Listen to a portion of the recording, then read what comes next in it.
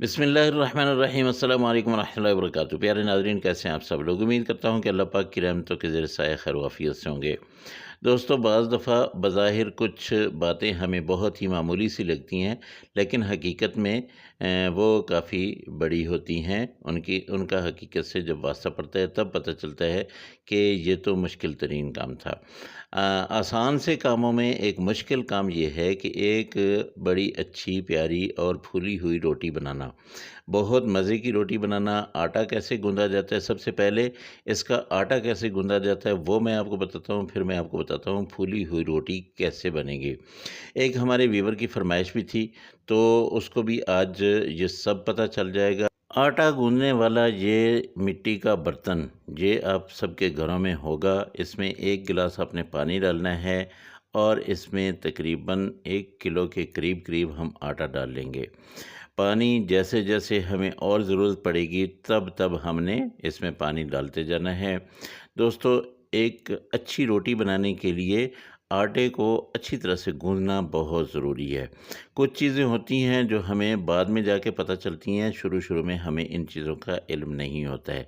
तो आपने थोड़ा-थोड़ा पानी डालना है और इसको आहिस्ता-आहिस्ता गूँधते जाना है।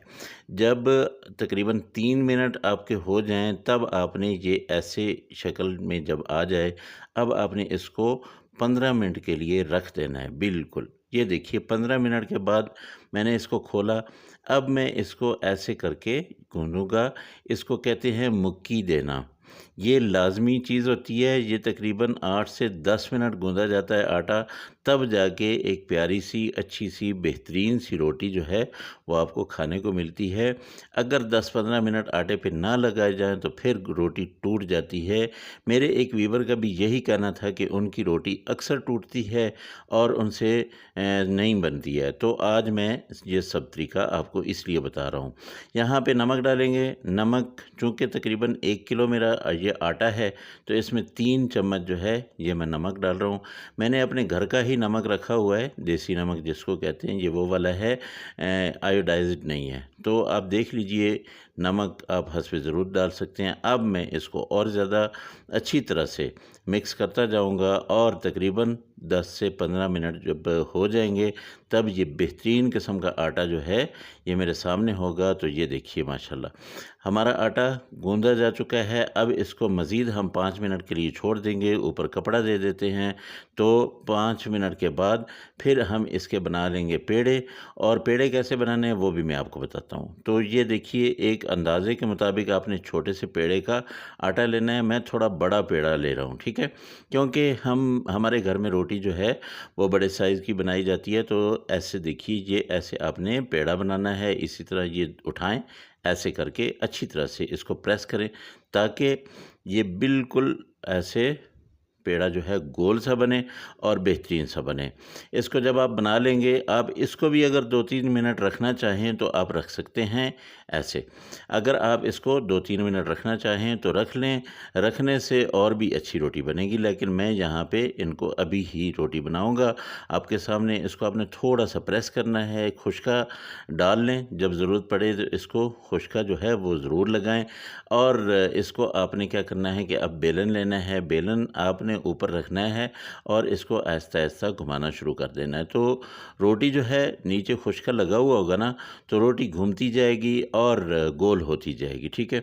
मैं आपको बताऊँ कि बेलन के इस तरफ आपने हाथ रखना है और दूसरी तरफ आपने हाथ रखना है इस तरफ। तो आहिस्ता-आहिस्ता आपने नीचे को बहुत ज़्यादा नहीं दबाना है, थोड़ा-थोड़ा दबाना है और इसको घुमाते जाना है।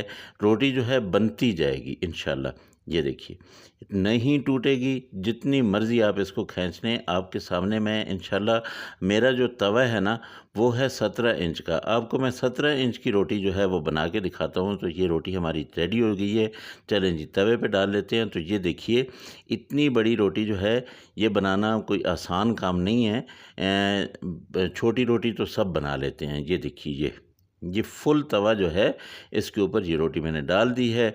अब इसको तकरीबन 1 से डेढ़ मिनट एक साइड पे पड़े रहने देना है, फिर आपने इसको पलटना है और फिर इसके ऊपर आपने एक कपड़ा लेके उसकी मदद से ऊपर से थोड़ा-थोड़ा आपने दबाना है। ये देखिए, हमने पलटा। अच्छा, एक चीज़ मैं आपको बता दूँ कि मैंने खालिस जो हमारी चक्की का आटा होता है वो मैंने लिया है। ये आपको मैं दिखा रहा हूँ ये कपड़ा, इस कपड़े से ऐसे ऊपर से आपने दबाना है।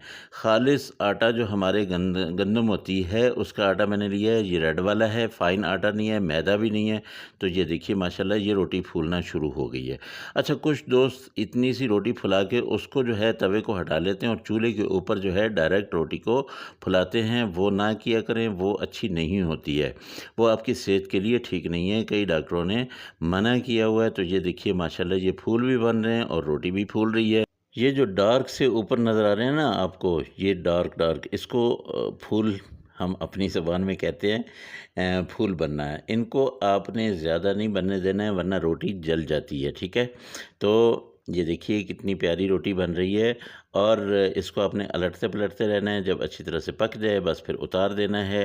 रोटी चूँकि ये बड़ी है तो इसलिए ये देखिए, ये रोटी बिल्कुल रेडी हो गई है। तो अब मैं दूसरी रोटी भी आपको दिखाता हूँ कि वो भी बिल्कुल इसी तरह से फूलेगी।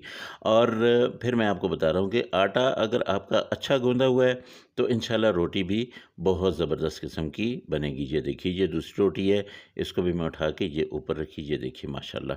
तो मेरी रेसिपी मेरे दोस्तों अगर आप लोगों को पसंद आई है तो चैनल को ज़रूर सब्सक्राइब कीजिए। अगली रेसिपी में फिर मुलाकात होगी। अल्लाह हाफ़िज़। अस्सलाम वालेकुम रहमतुल्लाहि व बरकातहू।